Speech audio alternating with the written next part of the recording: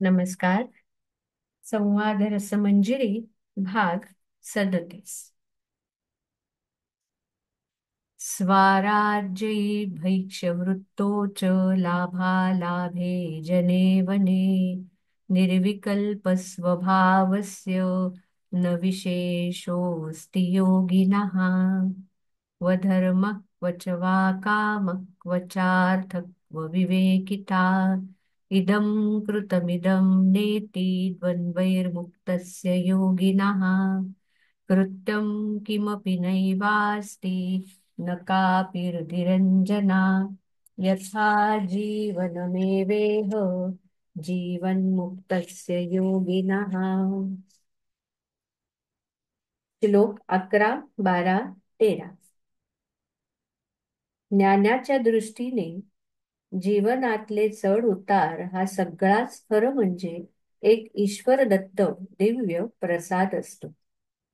पण सामान्य मनुष्याला विषयांची रेलचेल म्हणजे सुख आणि विषयांचा अलाभ म्हणजे दुःख असं मानण्याचा सराव, संस्कार आणि स्वभावच झालेला असल्यामुळे साम्राज्य, दारिद्र्य, लाभ, हानी, जन, विजन, भरीव, भकास असे त्यांनी जीवनाचे परस्पर विरोधी तुकडे करून त्यांना सुखी आणि दुःखी या वेष्टनात गुंडाळून ठेवलेलं असतं. माणसात आला तर सुखी झाला आणि एकटा असला तर जणू जणू रानात पडला. भकास झाला असंच मानणारी सारी मानवसृष्टी असली तरी आत्मस्वरूपी रंगलेला योगी एकांतातही मधुर बातचीत करू शकतो आणि या उलट भर गजबजलेल्या राजरस्त्यावरही तो निगूढ मौनदशा किंवा महागुफेतल्या समाधीची अनुभूती घेऊ शकतो. एकांतात मधुर बातचीत करू शकतो आणि गजबजलेल्या राजरस्त्यावर निगूढ मौन दशा आणि समाधी अनुभवू शकतो. हे कसं होतं हा प्रश्न तसा गैर नाही, पण त्याचं उत्तर देणं जरा कठीण आहे. कारण खरं म्हणजे ते पूर्णत्व, ते मौन, ते द्वंद्व राहित्य अनुभवावं हेच त्याविषयी बोलणे. ते अनुभवावं हेच त्याविषयी बोलणे. पण फार तर इतकं म्हणता येईल की ज्याच्या चित्तावरल्या पूर्वसंस्कारांची पकड नष्ट झाली, समाजाने लादलेले व्यक्ती म्हणून जगण्याचे कंगोरे ज्याला अडकवून ठेवू शकत नाहीत, तो बाह्यतः अत्यंत कमीत कमी व्यवहार देखील इतक्या अलिप्त अस्फुट शैलीने करून मोकळा होतो की जग जेव्हा या व्यवहारासंबंधी जागं होतं तेव्हा ह्याचा आत्मसूर्य माध्यांनी तळपत असल्यामुळे अविद्येची सावली पायातळी दडवून हा आपल्या ज्ञान सत्रात निमग्न होऊन माध्यांनीचे अभेद जलार्घ्य अर्पण करण्यात विरून गेलेला असतो. जगाला विषयांची झोप येते, वासनेची मूर्छा येते, द्वंद्वांची, भेदाची, कपटी कुटिलतेची, क्रूरतेची स्वप्न घेरतात, तेव्हा हा आत्मप्रेमी चकोर आत्मचंद्राचे अमृत चांदण आरोगून संतृप्ती अनुभवत स्वस्थ बसलेला असतो. कुणा सच्चिशाला आत्मसूर्योदयाची पहाट हलवून जाग करते, तेव्हा हा योगी त्याच्यासाठी अद्वयवल्लीची सूर्यकमळे गोळा करून आणतो आणि दोघं मिळून त्या स्वरूप सूर्याचे अर्चन करतात. शिष्य कृतार्थ होतो, त्याचे चरण धरू पाहतो आणि हा काही घडलंच नाही विशेष अशा चर्येने तिथून निघून पुन्हा मार्गस्थ होतो. पुन्हा नवी पहाट, नवं माध्यान्ह, नवी संध्या, नवा साधक आणि त्याच्याबरोबर जुळलेली नवी गायत्रीची अर्घ्यांजली. हेच ज्याचं श्वसन आणि उच्छ्वसन, हाच ज्याचा धर्म, अर्थ, ही ज्याची कामना आणि हाच ज्याचा मोक्षकारक विवेक, त्याला आता लौकिक व्यवहारातलं अमुक कर्म घडलं, अमुक घडलं नाही याची कोणतीच घालमेल उरलेली नसते. याची देही याची डोळा स्वरूपाशी, त्या ईश्वर तत्वाशी युक्त होऊन राहण्याचा सोहळा भोगणाऱ्या या योग्याला या जीवनमुक्त पुरुषोत्तमाला बाह्यतः कोणतंही कर्तव्य उरत नाही आणि अंतरंगात कोणतीच वासना पाश होऊन उभे राहत नाहीत. या जीवनमुक्त आत्मरत आत्मक्रीड श्रेष्ठ योग्याचे जीवन त्याला क्षणोक्षणी जो रंग दाखवेल त्यात रंगून जाऊन तो ह्या धरेवर मुक्तीचे मळे शिंपत आणि भक्तीची फुलं उमलवत असतो. स्वरूपाशी नित्ययुक्त म्हणून योगी, स्वरूपापासून कधीच विभक्त नाही म्हणून भक्त, आणि याच देहात वावरत असताना सहजपणे पायी मुक्ती रुळते म्हणून जीवनमुक्त. राजा जनका असं हे त्याचं विलोभनीय अवर्णनीय चरित्र असते. क्व मोह क्व च वा विश्वं क्व तद्धानं क्व मुक्तता सर्वसङ्कल्पसीमायां विश्रान्तस्य महात्मनः.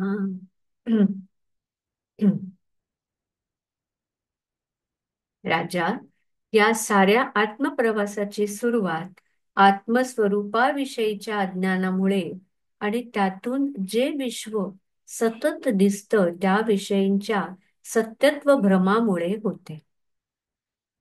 त्यामुळे निर्मोह होण्यासाठी निर्विश्व होणं आवश्यक असतं. अर्थात प्रथम अहमच्या पातळीवर भासणार अहम देह मन प्राणाः इत्यादी तादात्म्य नष्ट होणं अत्यंत आवश्यक असतं. एक फार दीर्घ आणि तीव्र अवधानयुक्त असा हा नकारात्मक अभ्यास आहे. एक फार दीर्घ आणि तीव्र अवधानयुक्त असा हा नकारात्मक अभ्यास केवळ बौद्धिक नाही तर खऱ्याखुऱ्या अनुभविक पातळीवर विवेक खड्ग अत्यंत तीव्र परजून गुरुकृपेच्या प्रकाशात स्वतःच स्वतःची सोबत करत घडावा लागतो. हा बौद्धिक नाही तर अनुभविक पातळीवरचा प्रवास विवेकाचं खड्ग अत्यंत तीव्र परजून गुरुकृपेच्या प्रकाशात स्वतःच स्वतःची सोबत करत घडावा लागतो. हा अभ्यास करताना व्यक्ती पातळीवर आणि बाह्य विश्वातही न भूमीर न तोयम असं करत त्रिगुण आणि पाच भूतांसह जी सगळी सृष्टी ती नाहीच अशा प्रत्यक्ष अपरोक्ष साक्षात्काराच्या दशेत परमतत्वाच्या आलोकात तिचे हान तिचा अभाव अनुभवावा लागतो. पण एकदा का अंतर्बही सर्वत्र आत्मराजाच विराजमान आहे हे दृढ ज्ञान सर्व संकल्पाचं मूळच नष्ट करून स्थिर झालं की एक अत्यंत शांत परमविश्राम दशा हा महात्मा अनुभवू लागतो. मग मात्र तो मोह जिथून हा प्रवास सुरू झाला तो मोह आता कुठे गेला? ते विश्व जे खरं वाटत होतं आणि विशेष करून जे माझ्यावर विविध भूमिकांचे पाश कर्तव्याचं जाळं आणि वासनाचं सर्प अंगावर फेकून जे विश्व मला बांधत होतं तेच विश्व आता आपल्या आकार विकारांशी कुठे नाहीसं झालं. जे थोडंफार अगदी कमी म्हणजे केवळ देह वावरतोय म्हणून व्यवहारापुरतं भासतं त्या विश्वाचं तरी हा न म्हणजे ते नाही असा अभ्यास आता कुठे करावा लागतो. आता बद्धताच कुठूनही भासतच नाही तर मग मुक्ततेचा बडिवार तरी कुठे वाटतोय.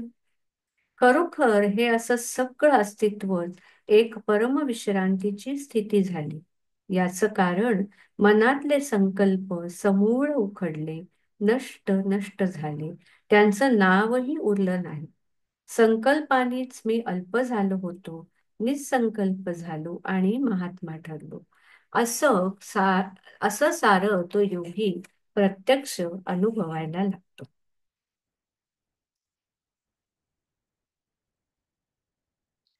येन विश्वमिदं दृष्टं न नास्तीति करोतु वै निर्वासनं किं कुरुते पश्यन्नपि न पश्यति येन दृष्टं परं ब्रह्म सोऽहं ब्रह्मेति चिन्तयेत् किं चिन्तयति निश्चिन्तो द्वितीयं यो न पश्यति दृष्टो येनात्मविक्षेपो निरोधं कुरुते त्वसौ उदारस्तु न विक्षिप्तः साध्याभावात् करोति किम्. राजा जनका, ज्ञानाचे आणि अज्ञानाचे जगाकडे बघणे वेगवेगळे असते. ज्ञानाचे आणि अज्ञानाचे जगाकडे बघणे वेगवेगळे असते. स्थूल जग नजरेला दिसणं हा तर फक्त विषय इंद्रिय संयोगाचा प्रकार आहे. पण त्याच्या मागे हवं नकोपणाचं प्रचंड सामर्थ्य लावून त्या नजरेने जगाकडे पाहणं हा एक अत्यंत निराळा, बंधकारक आणि म्हणून अत्यंत अनिष्ट प्रकार आहे. आणि अज्ञानी नेमकं हेच करतो. आपल्या इच्छा, आकांक्षा, परिस्थिती, शारीरिक गरजा, तात्कालिक हितसंबंध या सगळ्यांचं एक संमिश्र रसायन त्याच्या मेंदूतून सतत प्रवाहित होत असतं. त्यामुळे जगाकडे एक क्षणही त्याला विशुद्ध, निरपेक्ष, शांत, स्वच्छ नजरेने पाहता येत नाही. त्या संमिश्र रसायनामुळे त्याची मानसिक स्थिती तत्व जाणायला समर्थ, निरोगी, सशक्त अशी असूच शकत नाही. या जगात तग धरून जास्तीत जास्त विषयांचा, सामर्थ्यांचा, सत्तेचा भोग घेणं हे त्याच्या मानवी मेंदूत इतकं ठासून भरलेलं असतं की त्यामुळे ह्या विश्वाकडे तो एक भोग्य पदार्थ किंवा असंख्य भोग्य पदार्थांचा समुदाय अशाच दृष्टीने पाहतो.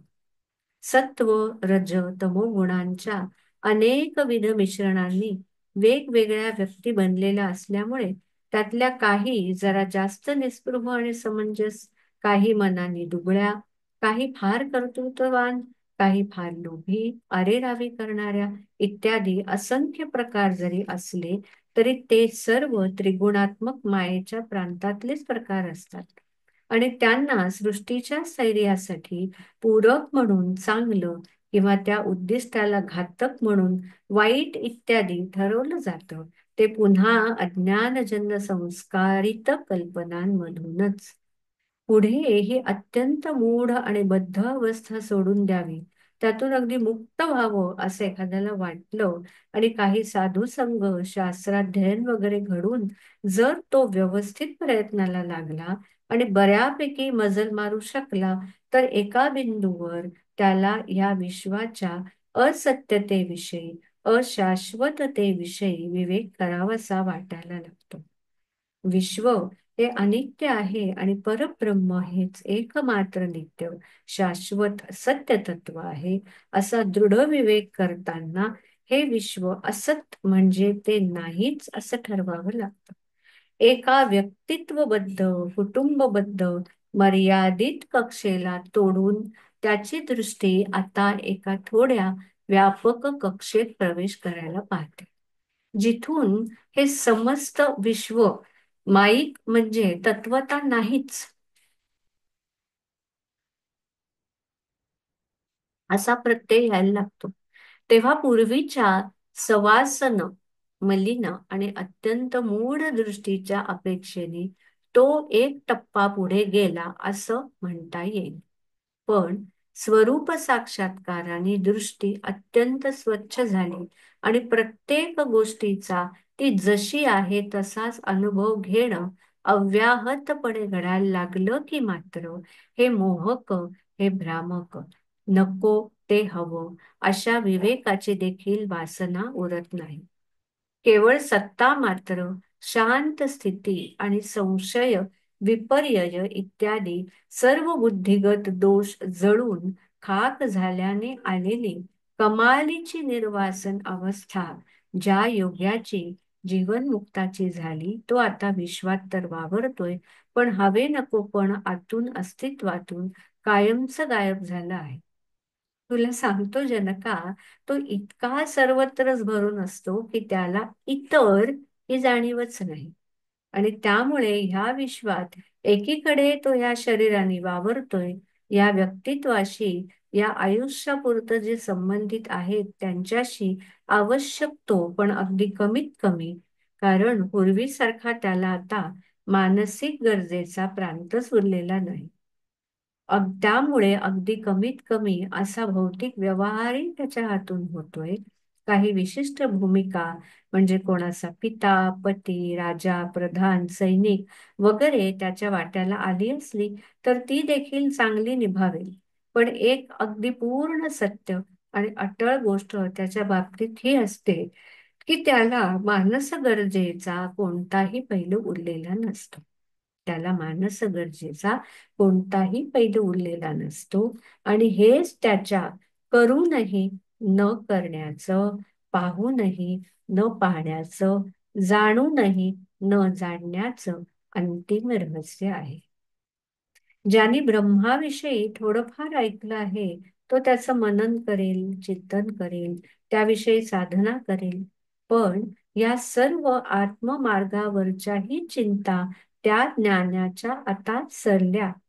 सांसारिक मानसिक गरजा तर संपल्याच, पण आत्ममार्गावरही आता ज्याला काही मिळवायचं नाही असा तोच एकमात्र सर्वत्र भरला. तो आकाशाकडे पाहतो तेव्हा त्याला त्यात त्याचं स्वतःच अस्तित्व भरलेलं जाणवतं. समुद्रात जलरूपाने आणि समुद्राचं अस्तित्व पेलून धरणाऱ्या अखंड अभेद्य सत्ता रूपाने सगळाच तो आहे ही त्याला साक्षात प्रतीती आहे. डोंगर दऱ्या त्याला हाक देतात आणि तो होय होय मी म्हणजे तुम्हीच असा मूक प्रतिसाद देत राहतो. त्याच्या मस्तकात, हृदयात, उदरात आणि सगळ्या चराचरात एक त्याचीच चिदानंदता जाणीवांचे लोटच्या लोट होऊन सतत प्रवाहित होत असतं. तिथे आता चिंतनाचा लहानसा हंडा भरून कसली तहान तो भागवू पाहिल, सांग बरं राजा. चिंतनाचा लहानसा हंडा भरून तो कसली तहान भागवायला पाहिजे. अरे खरंच सांगू का, ते अलीकडचं बोलणं देखील आता मला बोलावंसं वाटत नाहीये, कारण फक्त त्या अपूर्णांच्या तुलनेने तो पलीकडे गेला. सर्व बनला असं नाहीच. तो अतुलनीयपणे सर्व आहे. जिथे द्वितीयत्व नाही म्हणून एकपणही नाहीच. असं त्याचं अलौकिक सर्वत्व सांगताना एकीकडे शब्द अपुरेच पडतात, पण दुसरीकडे त्याचं वर्णन हा एक फार बहारदार अनुभवही असतो. एकीकडे शब्द अपुरे पडतात, पण दुसरीकडे त्याचं वर्णन हा एक फार बहारदार अनुभव असतो. म्हणून अलीकडचा एखादा टप्पा घेऊन तदप तदपेक्षेने तो ज्ञानी कसा आहे हे आता सांगतो. तर राजा, साधकांना आत्मस्वरूपाशी ऐकाग्र साधावं लागतं.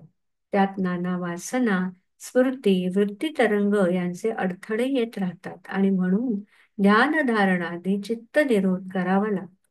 पण जो स्वतःच सगळं काही झालाय, एकमात्र तत्वच होऊन भरून राहिला आहे आणि ते होणं म्हणजे फक्त असणंच, आणखी काही बनणं म्हणून नाहीच. फक्त असणं, आणखी काही बनणं म्हणून नाहीच. कारण आता मानसिक गरजा, विकृती, त्रुटी हेच ज्यांचं स्वरूप ते मनच आता नाही. हे शारीर अस्तित्व चालू ठेवणारं अंतःकरण म्हणजे दग्ध वस्त्राच्या घडीसारखा दिसणारा एक नाममात्र सांगाडा. दग्ध वस्त्राच्या घडीसारखा दिसणारा एक नाममात्र सांगाडा. ते काही आता पूर्वीचं मन नाही, ते तर आता आहे त्याच्याच चिन्मय अस्तित्वाची चिद्रूप पडछाया. तेव्हा त्यात आता काही मिळवायचं, साधायचं ही जर साध्य अशी जाणीवच नाही, तर त्याला साधकत्व तरी कसलं आणि त्या नसलेल्याच साधकत्वात अडथळे तरी काय येणार. राजा हेच ते निराळं जगणं. हाच तो परमशांतीचा आयाम, जिथे विक्षेपरहितपणे तो उदारचरित, धीर, महायोगी, संतपणे, स्वस्थपणे वावरत असतो. वाळूच्या कणापासून तो अथांग सागरापर्यंत आणि पक्ष्यांच्या किलबिलीपासून तो प्रचंड मेघांच्या गडगडाटापर्यंत, इवलाल्या दीपशिखेपासून द्वादशादित्यांच्या मांदियाळीपर्यंत सर्वत्र, सर्वातच, सर्वत्र समत्वाने भरून उरलेला. ह्या भागात इथेच थांबू. नमस्कार.